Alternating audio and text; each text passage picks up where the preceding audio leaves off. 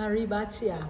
Estamos aqui hoje mais uma vez para compartilharmos um estudo, né? Hoje o nosso estudo vai ser sobre os encontros solenes do Criador, aquilo que a gente conhece como as festas bíblicas, né? E elas estão listadas ali em Levítico 23, capítulo 23 de Levítico, a partir do verso 1, a gente tem todos os encontros solenes do Criador com os seus filhos, a começar pelo Shabá. O Shabá foi estabelecido no Jardim do Éden como um memorial da criação. 6 dias trabalharás, no 7º dia você vai descansar, vai se separar como Yahweh é separado e vai ser abençoado, porque é assim que nós somos quando estamos na presença do Criador em obediência a Ele. Então, depois do Shabá, nos é falado sobre 7 outros encontros solenes, né?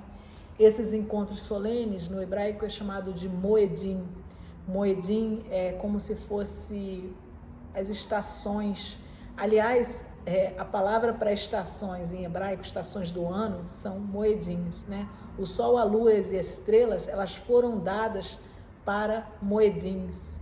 Então, o propósito de Deus com os seus astros é que nós soubéssemos contar o tempo, né? Contar o tempo de forma a que não esquecêssemos do nosso Criador. E essas festividades aqui listadas, nós temos 4 delas que ocorrem entre a primavera e o início do verão. Por quê? A primeira delas é a Páscoa. E em Levítico 23 diz que no primeiro dia do primeiro mês é o dia de lua nova, né? O primeiro dia. E você então vai ver que a colheita da cevada, ela começa a se aproximar, ou seja, o mês de Abib. Abib é quando o grão de cevada, não é bem grão, a haste da cevada, o pendão da cevada, ele já está cheio de sementes, só que ainda não amadurecidas. Então, e aí, com essa testemunha da terra, que é a testemunha agricultural, o início da possibilidade da colheita da cevada, né, junto com uma testemunha no céu, que é a lua nova, você conta então o primeiro dia do primeiro mês do calendário do Criador, que é nos dado aqui na Bíblia, e está lá em Êxodo 12. A gente tem isso bem estabelecido lá. E veja, o Criador, ele coloca as coisas de uma forma que nós possamos cumprir, basta que nós conheçamos, entendamos e desejemos. Ou seja, a gente não precisa de aparelhos especiais, a gente não precisa de um guru especial. Cada um por si próprio pode discernir, distinguir. E a gente, claro, não deve estar sozinho, a gente deve estar buscando estar com outros que desejem também viver em obediência à palavra de Deus, que assim, né, 2 juntos se tornam mais firmes, mais fortes, né, e um ajuda o outro a caminhar. Então, na primavera, que é o primeiro mês do ano no calendário de Deus, no 14º dia desse mês, desse primeiro mês, que você discerniu pela agricultura, o início da prospecção da colheita da cevada, e pela lua, né, conta o primeiro dia. Então, 14º dia é véspera de lua cheia, porque o meio do mês é sempre lua cheia, 15º mês.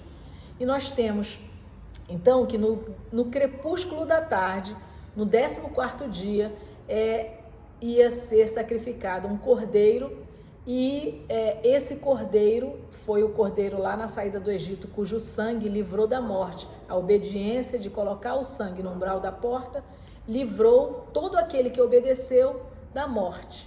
E essa refeição de Páscoa, que é o cordeiro de Páscoa, era para se comer no 15º dia, ou seja, no pôr do sol do 14º dia, já é o 15º dia, com pães asmos, ervas amargosas, né? Então, e é um Shabá, é um descanso solene, uma reunião solene, o 15º dia. Então, lua cheia e Páscoa. Então, Yeshua, ele preencheu o sentido profético da Páscoa. Por quê?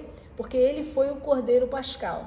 João Batista, ele dizia: eis o Cordeiro de Deus que tira o pecado do mundo. Por quê? Porque todo o cordeiro, desde o Éden, aquele que o Criador sacrificou para vestir Adão e Eva depois do pecado, quando eles se viram nus e se envergonharam, já era um tipo do sacrifício perfeito do Messias, que é o cordeiro enviado pelo próprio Deus, como um presente, para propiciação pelos nossos pecados. Então, o Cordeiro Pascal é uma sombra do nosso Messias, que veio e cumpriu, e ele foi, de fato, morto na véspera da Páscoa, ou seja, do Pães Asmos, que é o Shabá de Páscoa, né? Quando se come o Cordeiro Pascal. E Pães Asmos é quando, então, o Messias, ele morreu. Ele foi enterrado como aquele totalmente sem fermento, porque sem pecado, né? Então, ele foi enterrado sem fermento como o Pães Asmos. Ele ressuscitou na festa das primícias, que é Bicurim.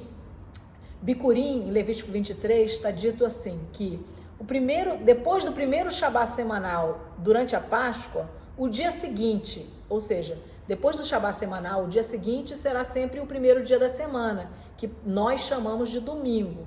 E o Criador, ele não dá nome para nenhum dia da semana, a não ser para o Shabá, que é o 7º dia. Todos os outros dias são primeiro, segundo, terceiro, quarto, quinto, sexto dia. E o 7º dia é o Shabá. E então, Bicurim é sempre no domingo, primeiro dia da semana, após o Shabá semanal, durante a semana de Páscoa.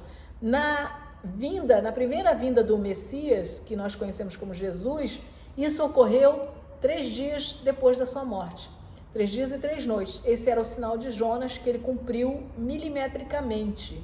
Então, ele foi as primícias dos que ressuscitaram. Porque ele ressuscitou, nós podemos crer que nós seremos ressuscitados com ele. É isso que Paulo ensina. E quando ele, ressurreto, ele aparece para Maria e ele diz assim: não me toques, pois ainda não ascendi ao meu Pai. Isso é porque ele ainda precisava estar puro, sem ser tocado por ninguém aqui na terra, que não é totalmente puro, porque nós não somos, né? E se apresentasse então como essa oferta das primícias perante o seu Pai Celeste, cumprindo então no céu, no mundo espiritual, aquilo que a festa das primícias, aliás, que não é bem festa, né? Que as primícias de Deus, que está apontada aqui em Levítico 23 como uma data solene, importante, que está aqui prevista, e ele sendo essa sombra, porque ele é essa primícia, né? Então ele cumpre isso. E a festa das primícias, ou seja, as primícias, que em hebraico é chamado Bicurim, ela é assim: tudo que o Criador fez, ele deseja que nós reconheçamos que tudo vem dele, porque é o reconhecimento de que ele é o Criador e nós somos suas criaturas, com quem ele quer se relacionar, para quem ele deseja dar a sua imagem e semelhança, né?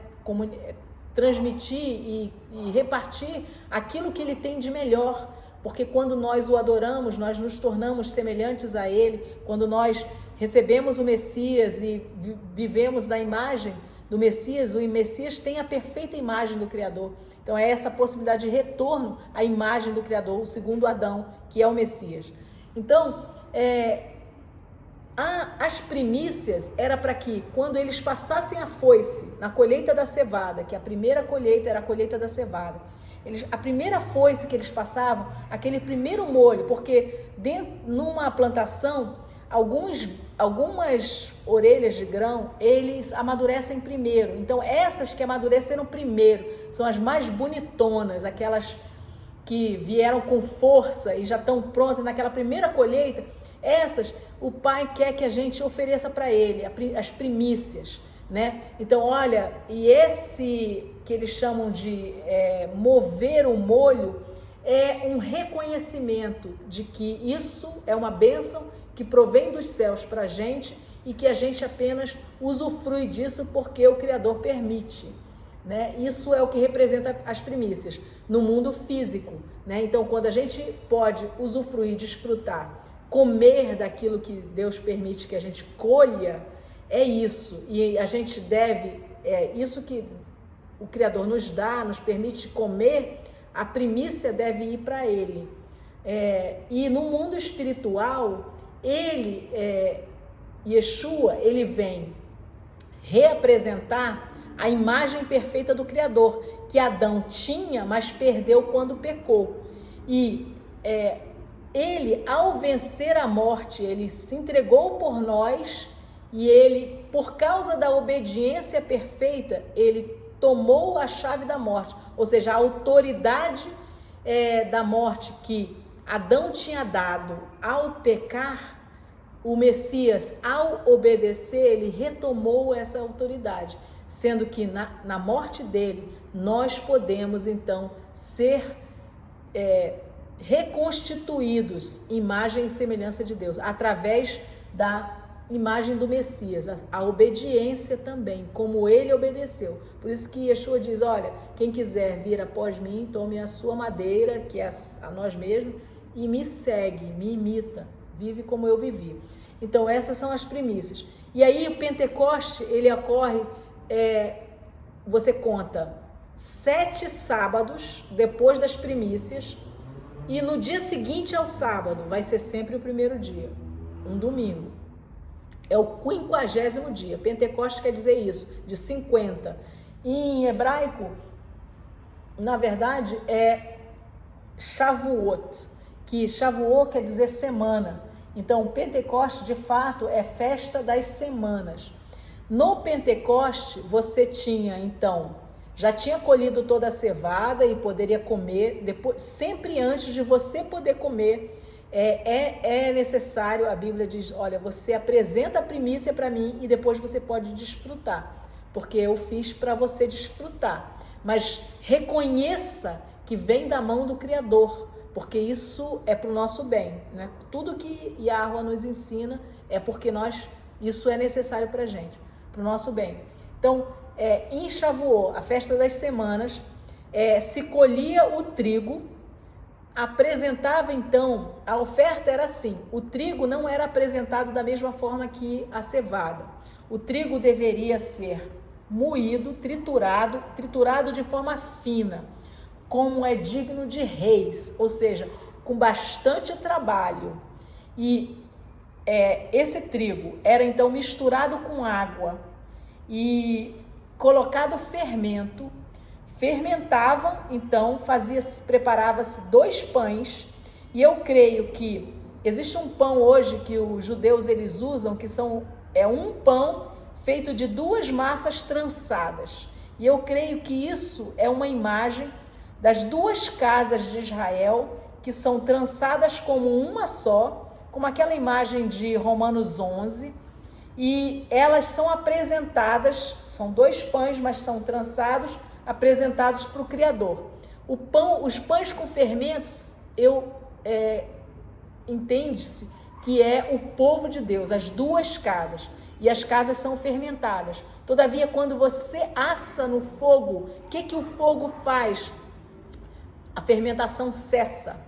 Então é assim, isso tudo é como se fosse a sombra profética, é o Criador nos ensinando como nós devemos ser, o que isso representa. Nós somos esses pães, e a Bíblia diz que as nossas obras, o nosso viver, ele vai ser passado pelo fogo, e se isso for palha, isso se consome, mas se for metal precioso, isso é purificado, nós somos purificados.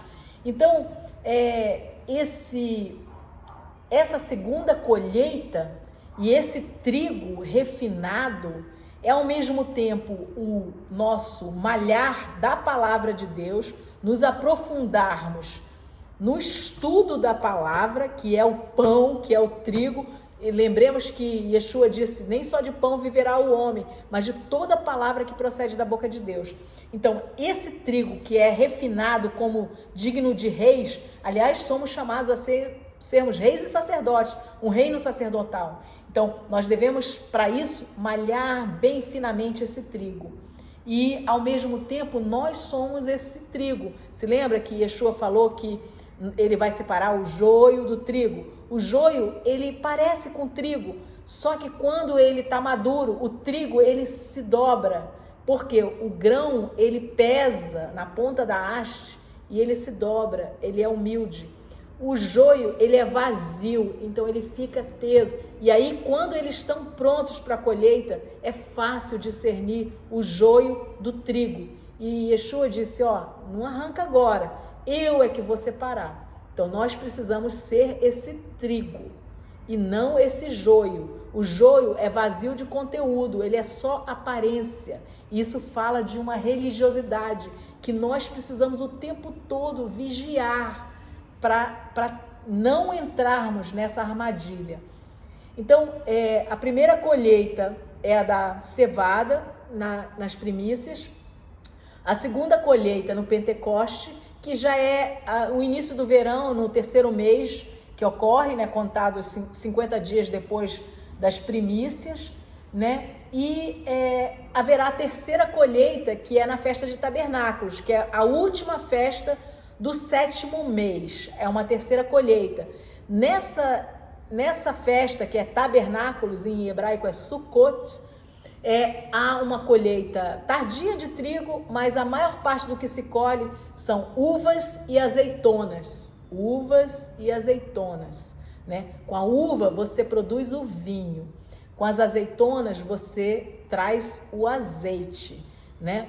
E a gente deve lembrar em Apocalipse 6, num dos selos lá, é dito para o anjo, não danifiques nem o azeite nem o vinho, tá? Assim, tudo é mensagem e o buscar discernir nos traz esse tesouro precioso daquilo que Deus quer ensinar aos seus, aos de dentro, tá? E a gente deve lembrar que na segunda colheita o pão, na terceira colheita o vinho, são exatamente os elementos da ceia de Yahweh. E com certeza isso não é à toa, certo?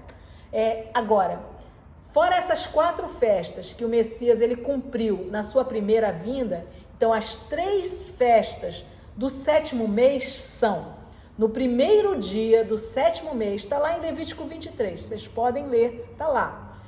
Yom Teruah está em Levítico 23, do 23 ao 25. Yom Teruah é a festa de trombetas. É um dia escuro, porque toda lua nova é um dia que a lua ela foi minguante, ela desaparece e aí até que surge a primeira unhazinha, a nesga. Na verdade, são 2, 3 dias bem escuros, que é até difícil discernir. E a lua nova é o dia mais escuro que tem. Então, um dia meio incerto, porque é difícil de detectar. E isso deve nos fazer lembrar algumas coisas, né? Que o dia e a hora é o dia de trombetas, né? Quando o noivo vem, ao som da última trombeta, os mortos em Cristo ressuscitarão primeiro. Então, essa festa de trombeta, ela tem várias sombras proféticas para o retorno do Messias.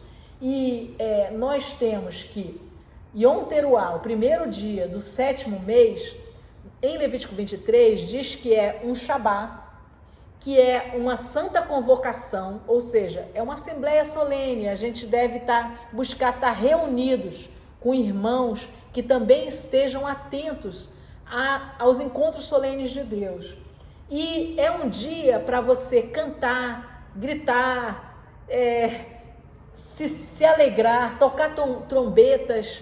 É um dia de regozijo. Para os filhos é um dia de alegria, que nós devemos estar nos alegrando.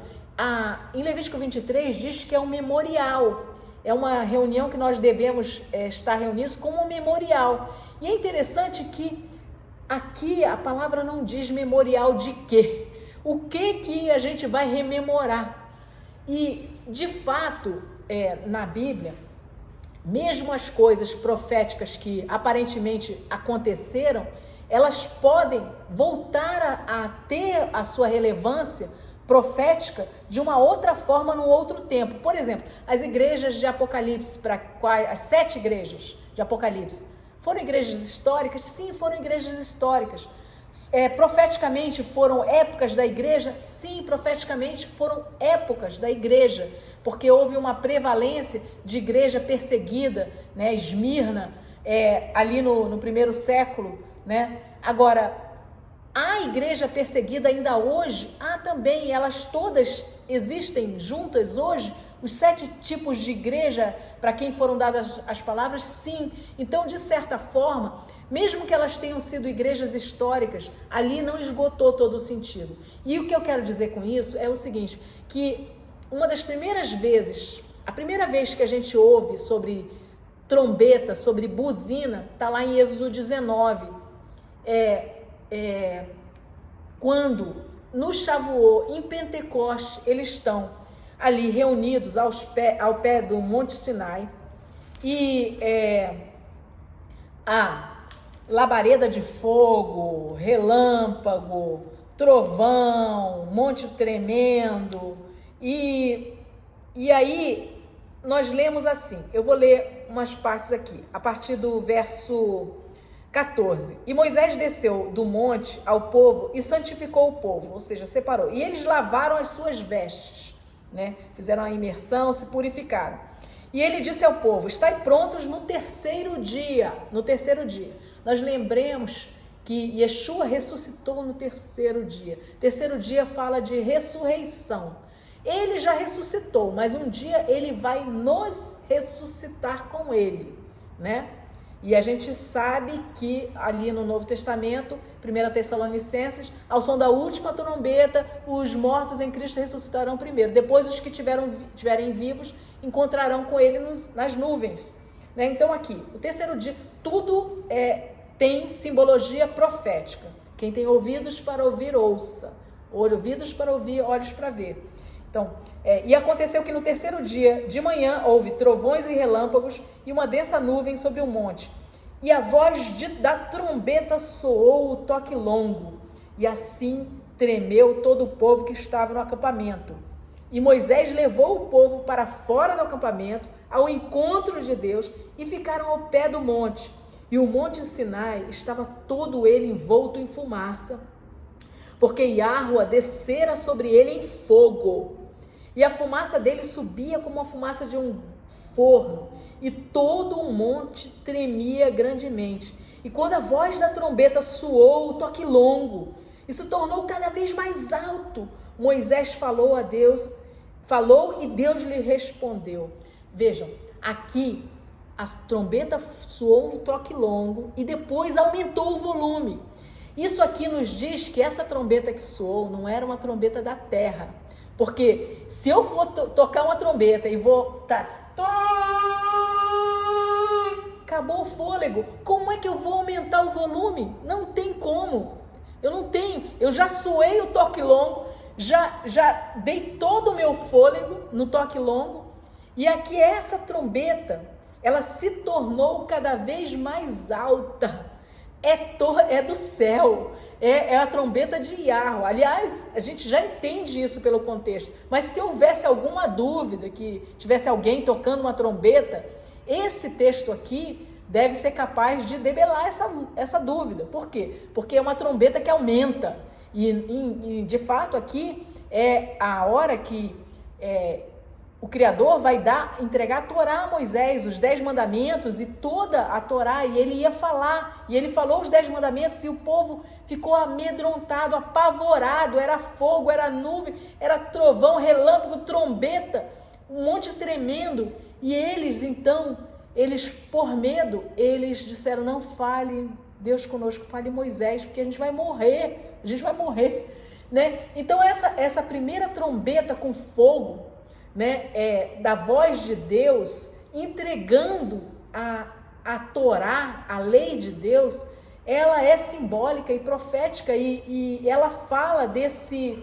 Olha, ela fala, é um dia memorial, e se a gente for, então, pensar memorial de quê? A gente pode dizer, bom, a memorial da entrega da Torá, da aparição do próprio Deus, Yahweh, falando com seu povo e explicando a lei dele, né? E a gente vai ver que a sombra profética de Yom Teruah, o dia de trombetas, em relação ao Messias, é o retorno do Messias como um noivo que vem resgatar a sua noiva, vem buscar a sua noiva. E isso tem o casamento judaico, é assim, o Monte Sinai, a Torá, é como se fosse o contrato de casamento. Eles são compromissados, mas não concretizam, mas já estão casados legalmente no sistema hebraico, como Maria e José, mesmo antes do Messias, dela engravidar pelo Espírito Santo do Messias, eles já eram considerados casados. Então, a Torá é a Ketubá, é o contrato de casamento. Olha, vocês aceitam? Tanto que eles disseram isso. A gente lê em Êxodo 19 isso, 3 vezes eles disseram, faremos e cumpriremos. E depois eles quebram isso com o bezerro de ouro, né? E quando eles quebram, Moisés é obrigado a quebrar aquelas tábuas maravilhosas de safira, né? Isso também e aí vem a tábua de pedra, que é tirada da terra, né? E o Messias é essa tábua que foi quebrada. Ele deixou a sua glória, ele foi quebrado por nós, ele se ofertou. E aí ele veio em carne para cumprir aquilo que o primeiro Adão não conseguiu cumprir. E então, Yom Teruah traz então a volta do noivo vindo buscar um tempo depois. Na tradição judaica era mais ou menos 1 ano, mas era um dia incerto, porque quem decidia era o pai do noivo. Não, o noivo não sabia, era o pai que dizia, tá bom, meu filho, tá pronto, você pode ir lá buscar sua noiva.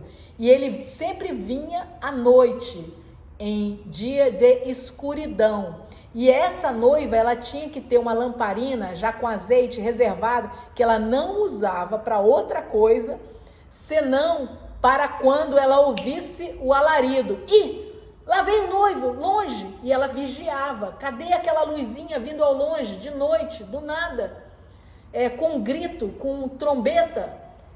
E ela tinha, e a rotina era que ele vinha a caminho e ela ia encontrar com ele. Eles encontravam no caminho. E é isso o que o Messias vem fazer no Yom Teruah. Ele vem buscar sua noiva, e isso se dá no meio do caminho, nas nuvens. Não é no céu, onde é o trono de Deus, e não é na terra, onde está a noiva. É nas nuvens, nos ares, né? Então, a sombra profética dessa festividade em relação ao Messias é ele vindo buscar a sua noiva, a sua igreja, né? A congregação que é a sua noiva, né? E em Yom Teruah era quando os reis eram ungidos também. Os reis eram ungidos. E o ungido é uma coisa que nenhum outro povo ele esperava. O seu Messias, o seu ungido era o Salvador. Só os israelitas, os hebreus, eles esperavam o ungido. E o ungido, apesar dos sacerdotes serem ungidos também, quando eles pensavam em um ungido Messias, eles pensavam num rei, o Messias filho de Davi, Ben David, que virá em glória.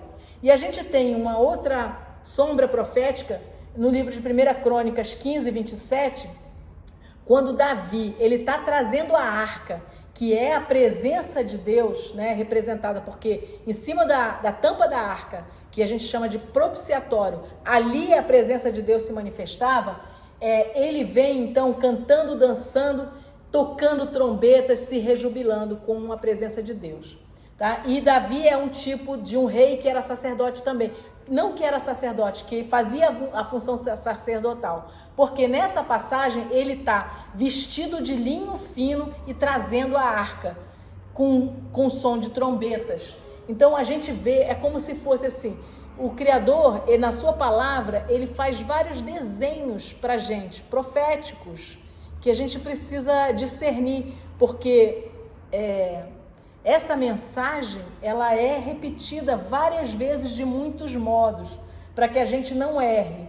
Então, o dia de trombetas é um dia de alegria, de alarme, de buzina, da presença, da volta do rei, da vinda do noivo, né? Mas é também um dia de grito, de alarme.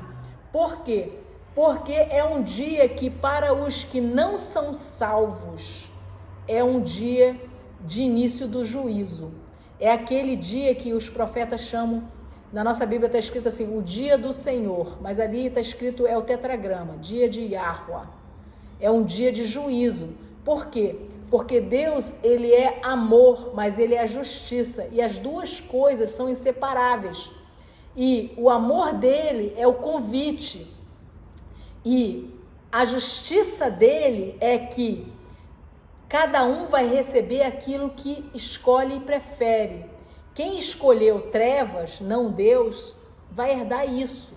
E a justiça dele vai trazer à luz o que cada um escolheu. E por isso que ele diz, escolhe, pois, a vida para que vivas. É um convite. E é um convite que tem duas opções. São dois caminhos, um estreito e um largo, duas árvores, a árvore da vida, que é a palavra de Deus, que é o próprio Messias, e um outro largo, tão largo, a árvore, o conhecimento do bem e do mal, que é o bem e o mal misturado, porque é fácil a gente rejeitar o mal, mas o engano, ele opera nesse sincretismo, parece bom aos nossos olhos, mas tem uma passagem lá em Provérbios que diz, há caminhos que ao homem parecem bons, mas ao cabo dão em morte. Não sejais sábios segundo o seu próprio entendimento. A gente precisa ser sábio de acordo com a palavra de Deus, obediente, porque Ele nos fez e Ele nos quer redimir, Ele nos quer dar vida abundante. Então, esse dia de trombeta também, para aqueles que não são a noiva, para aqueles que não são filhos, que não são redimidos, vai ser um dia de terror. Por quê? Porque cada um vai receber aquilo que escolhe, né? E a gente vê, por exemplo, passagens nos profetas e até em Apocalipse mesmo, Mateus 24. Vamos lá, vou ler para vocês Mateus 24, 27, só para a gente ter uma noção, né, do que está sendo dito. Mateus 24, verso 27. Porque assim como o relâmpago sai do oriente e brilha até o ocidente, assim também será a vinda do Filho do Homem. Pois onde estiver o cadáver, ali se ajuntarão as águias. Imediatamente após a tribulação daqueles dias, escurecerá o sol e a lua não dará a sua luz, e as estrelas cairão do céu, e os poderes do céu serão abalados. Então aparecerá no céu o sinal do Filho do Homem, que é o Messias, e todas as tribos da terra se lamentarão, e eles verão o Filho do Homem vindo nas nuvens do céu, com poder e grande glória, e ele enviará os seus anjos com grande som de trombeta, e eles ajuntarão os seus eleitos desde os quatro ventos, de uma extremidade do céu à outra. Então, na verdade, a volta do Filho do Homem, a volta do Messias, também será é o prêmio de amor para aqueles que escolheram e é o prêmio do juízo para aqueles que rejeitaram, né? E esse é o dia do Senhor, o dia de Yahuwah. A ressurreição vai ser, uns vão ser ressurretos para a vida no juízo, e outros vão ser ressuscitados para a morte que eles escolheram, né? Então, aí esse é o primeiro dia do sétimo mês. A segunda, 10 dias depois, no 10º dia do sétimo mês, é o dia do perdão, o dia do arrependimento, é Yom Kippurim. Kippur quer dizer cobertura, é o dia das coberturas. Esse Yom Kippurim, o dia do perdão, o dia do arrependimento, era um único dia, uma vez por ano, o sumo sacerdote, ele fazia sacrifício por si e pelo povo. E o ritual do sacrifício era, você se separava 2 bodes, um bode havia um sorteio, um bode ia ser morto, sacrificado, e sobre a cabeça dele era confessado o pecado, todo o pecado do povo, e ele era então sacrificado. E o outro bode era o bode emissário, o bode expiatório, né, que a gente chama. Esse era solto, não morria, ele era solto, ele desaparecia.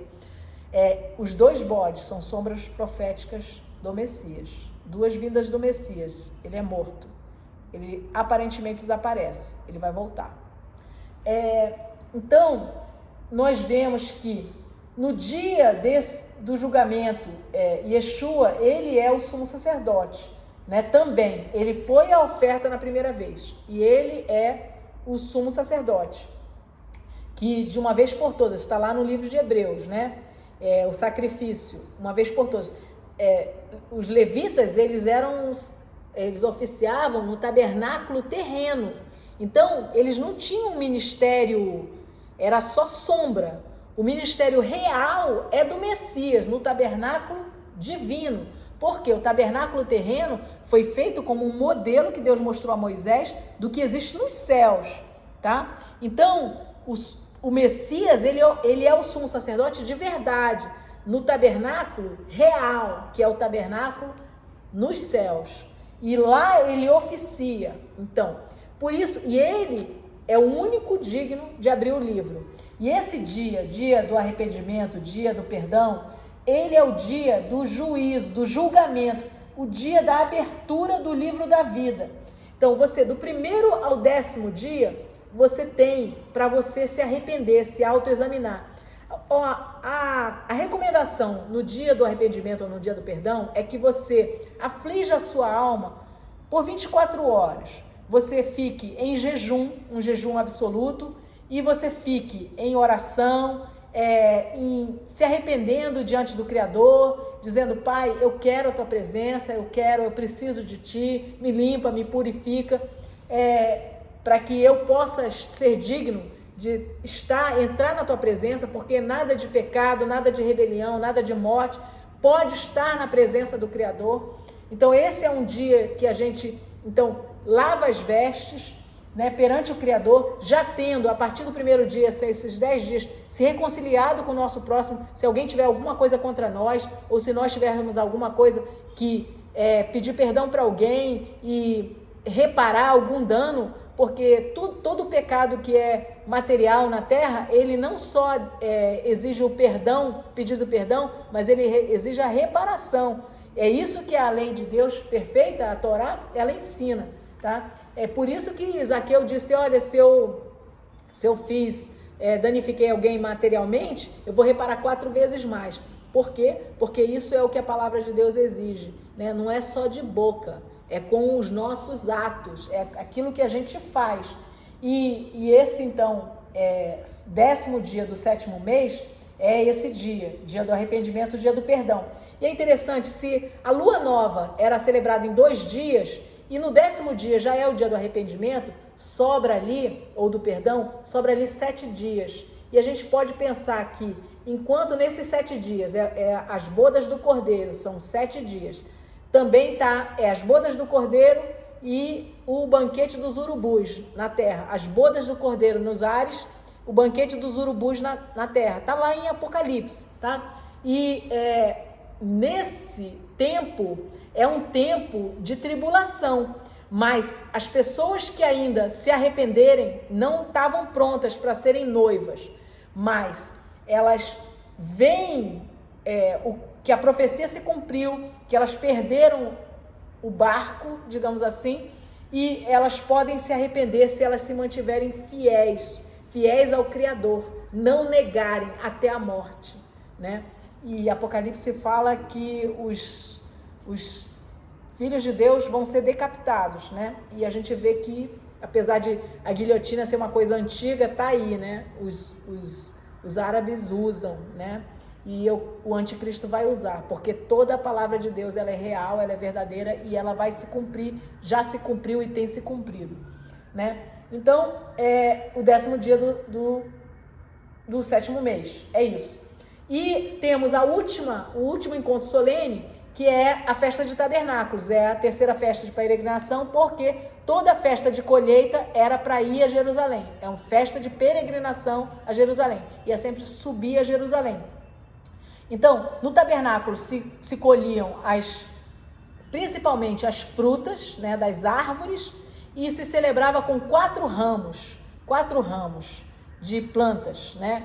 E esses ramo de palmeira, da palmeira de dates, tâmara, a palmeira salgueiro, né? E outros, são 4 tipos de ramos. É interessante que essas árvores, homens são como árvores, e essas árvores, cada uma tem uma característica, sendo que o etrog, que chama, é uma fruta cítrica, como se fosse um limão siciliano, mas não é exatamente. Essa fruta cítrica, a árvore dela, a fruta, ela tem aroma, né? Porque tudo que é cítrico tem um cheiro muito bom. A gente usa até a raspinha nas nossas sobremesas, na nossa comida, né? Então, ela é uma árvore que ela tem cheiro e ela tem fruto. E aí, que é, digamos assim, um tipo de crente, com fruto e com cheiro, o bom aroma do Messias, o bom aroma da Torá. E aí você tem outras árvores, tem a palmeira, da tâmara, a tamareira, ela tem fruto, mas ela não tem cheiro, mas ela tem o fruto, tá? E tem uma outra árvore, que ela tem cheiro, mas ela não tem fruto, ou seja, falta alguma coisa, mas tem alguma coisa, mas falta alguma coisa. E o salgueiro nem tem fruto, nem tem cheiro, tá? Eu creio que fala de tipos de crentes com tipos diferentes de galardão, são pessoas salvas, né? Por isso que se celebra o tabernáculo com esses 4 ramos de árvores, porque homens são como árvores, espiritualmente falando, né? E tudo, como eu falei para vocês, tudo tem mensagens, né? Basta a gente buscar e cavar, que a gente vai aprender sobre o caráter de Deus, sobre o propósito da nossa vida, sobre aquilo que Ele espera de nós. Então, a partir do 15º dia do 7º mês, o primeiro dia, o 15º dia é um Shabá. Aí depois você tem, por 7 dias, não tem mais Shabá. E depois que acaba a festa de tabernáculos, você comemora o 8º dia. É o dia seguinte ao fim da festa de tabernáculos. Isso também para os israelitas era um mistério. Como assim? Você tem uma festa de tabernáculos, 7 dias, só o primeiro dia dela que é o Shabá. O 15º dia é dia de lua cheia, a maior lua que tem. Então, é para todo mundo, é todos nós sabermos que é o 15º dia, olhando para o céu, tá? E tendo contado a partir do primeiro mês, a gente chega no 7º mês. E não por coincidência, sabe, que isso se dá em setembro, a gente chama de setembro. Para a gente, no nosso calendário gregoriano, que foi inventado por um papa católico, o Gregory, né, é setembro, é mês 9, mas a gente chama de setembro, tá? Deve ter a ver, tá? Porque a verdade, Deus permite que ela insista, ela persista, ela tá lá na cara, porque todos nós seremos indesculpáveis por não conhecer quem o nosso Criador é, porque Ele nos chama muitas vezes de muitas maneiras, né? E nós temos muitas oportunidades, e para rejeitá-lo não é uma distração de um momento, são muitos virar as costas. Então ouçamos, tenhamos ouvidos para ouvir e olhos para ver, e mente e coração para entender e buscar receber. Porque Ele quer nos dar vida, Ele nos quer adotar como filhos, né? Ele quer ser o nosso marido, né? Então é relacionamento, e esse relacionamento é um relacionamento de amor, do amor dele por nós e a nossa fidelidade em obediência por Ele, né? Então, nessa festa de tabernáculos, no 7º dia, havia a libação de água, que é uma oferta, né? Se tornava água, né, lá no altar. E isso está dito lá no livro de João. O próprio Messias, ele celebra essa festa de tabernáculo, e ele significa essa água. Olha, fonte de água viva vai fluir do interior daquele que me busca, né? E a gente tem também em Apocalipse 22:7, né? Lá é o último capítulo, né, do livro de Apocalipse, aliás, 22, 17, perdão, que diz assim: e o Espírito e a noiva dizem, vem. E aquele que ouve, diga, vem. E aquele que tem sede, venha. E aquele que quiser, que tome gratuitamente da água da vida. Porque o Messias é essa água da vida. É essa libação que é feita no último dia da festa de tabernáculo. O Messias, ele nasceu na festa de tabernáculos. Né? Esse seria o aniversário dele, né? Que nós não temos mandamento de celebrar o aniversário dele como aniversário dele, mas nós celebramos porque o próprio Yeshua, o próprio Criador, Yahuwah, ele providenciou que fosse uma data de alegria, porque a ordem na festa do tabernáculo é se alegrar. Havia um dízimo que era separado, cada um separava para si o melhor da sua colheita, depois daquele melhor, a primícia que era dada ao Criador, você separava para si, para você ter o que comer, o que beber, com o que festejar e se alegrar, não só para você, mas para alguém que estivesse ali no meio e não tivesse provisão suficiente para si, era para você compartilhar, desfrutando com alegria a abundância do melhor. Era um dízimo, que era um dízimo para si próprio. E se você não tivesse como separar isso in natura, porque no produto, né? Porque você teria que peregrinar uma distância muito longa e não seria possível levar essas coisas, porque seria ou penoso ou estragariam no caminho, você separava o dinheiro, que quando chegasse lá, você compraria do melhor para você desfrutar com a tua família. E por quê? Porque o propósito do Criador sempre foi que ele fez tudo para deleite, para desfrute.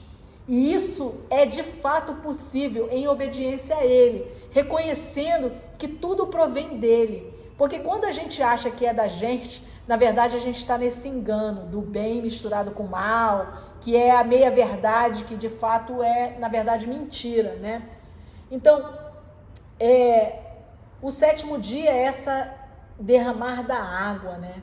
É a volta do Messias, como ele já celebrou as bodas do Cordeiro nos ares com a sua noiva, e aí a profecia diz que ele vai pisar o pé no Monte das Oliveiras.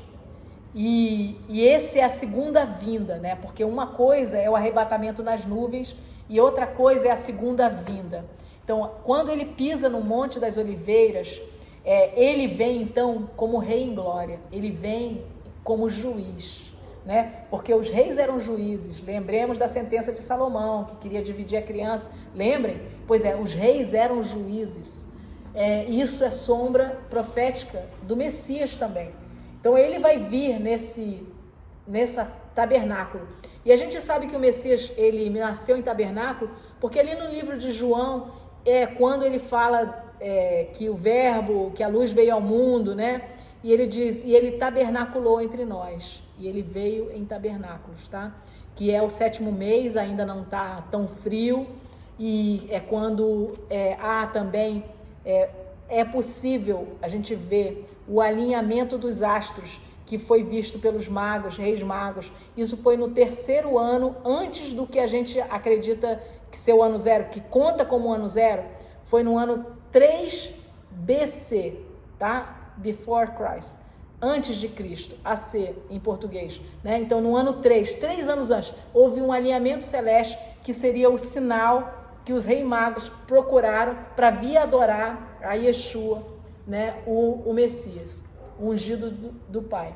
Então, vamos falar agora do oitavo dia, porque esse oitavo dia, que é o dia seguinte ao final da festa, em hebraico se chama alegria da Torá, Shimha Torá, alegria da Torá. Como eles não sabem bem o que celebrar, então eles celebram alegria da Torá, é chamado alegria da Torá. Por quê? Porque o oitavo dia é o recomeço, o 8 é um sinal de eternidade, quando você deita o 8, né? Tudo foi feito em 7 dias, e o 8 fala do reinício, né? A criação, foram 6 dias criando, um dia descansando no Shabá, e o oitavo dia, então, novos céus e nova terra. É a recriação, é o milênio, tá? Ou a eternidade, na verdade. A eternidade. O sétimo dia, o sétimo ano é o milênio, 7.000 anos, né? Nós vamos ter 6.000 anos e aí Yeshua vai reinar por 1.000 anos, ele mesmo ensinando a Torá como rei. E o oitavo dia, digamos assim, que é o milênio, né? É sinal de eternidade, né? Então é a eternidade, novos céus e nova terra, na eternidade com o Criador. É o último dia, da festa, né? E nós, então, nessas festas solenes do Criador, do sétimo mês, então elas todas falam, da mesma forma que as 4 primeiras festas foram cumpridas no mesmo ano, uma seguida da outra, né? Páscoa, Pães Asmos, Primícias e Pentecostes, tudo foi cumprido na primeira vinda do Messias, uma após a outra. Essas aqui também serão cumpridas, uma após a outra. Então o Messias vem nas trombetas e ele vem e se encontra com a sua noiva nos ares e há o casamento, então há a tribulação, o dia da abertura dos livros, o julgamento, e vem o tabernacular dele, volta para reinar por 1.000 anos ensinando a Torá, e aí novos céus e nova terra, milênio, a reconstrução de todas as coisas no milênio, com o Criador, né? Então tudo isso é sombra profética. E só para encerrar então esse nosso estudo sobre um apanhado geral sobre os encontros solenes do Criador, né? Afora o Shabá que nós não abordamos, mas as outras 7 festas, né? Nem todas festas propriamente, porque a gente não pode chamar o dia do arrependimento, o dia do perdão, de uma festa, né?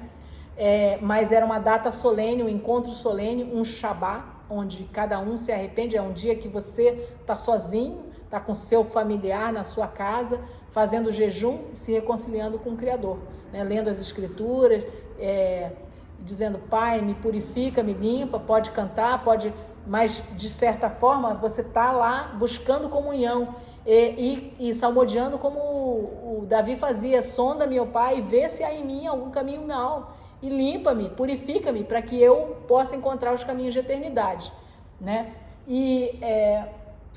Então, a gente deve lembrar só que lá nas Escrituras em geral, mas 1 Pedro 4,17 diz que o juízo e a purificação ela começa pela casa de Deus, né?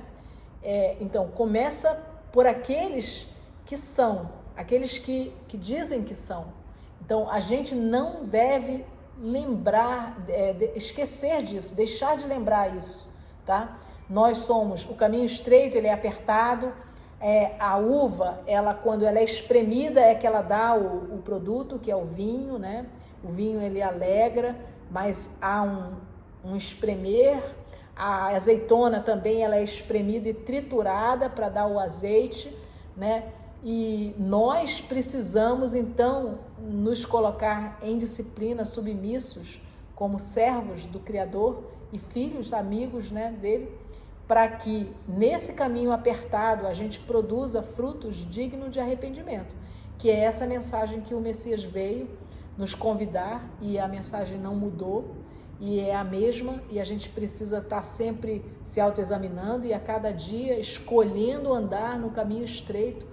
Paulo diz, quem está de pé, olhe para que não caia, né? E Apocalipse muitas vezes diz: ao vencedor dar-lhe-ei, que coma o que? Da árvore da vida, uma certa congregação, que desfrute, que tem um nome no livro da vida. São várias as promessas, todas elas para o vencedor, né? Então a gente precisa perseverar, né? Há muitas vozes no mundo, trombeta fala de vozes, né? Mas se a trombeta der o som incerto, quem que vai entender? Então, nós também, de certa forma, nós somos a trombeta do Criador. Na festa de trombetas, nós devemos lembrar que Ele nos chama a compartilhar a verdade dEle, né? Como atalaias, né?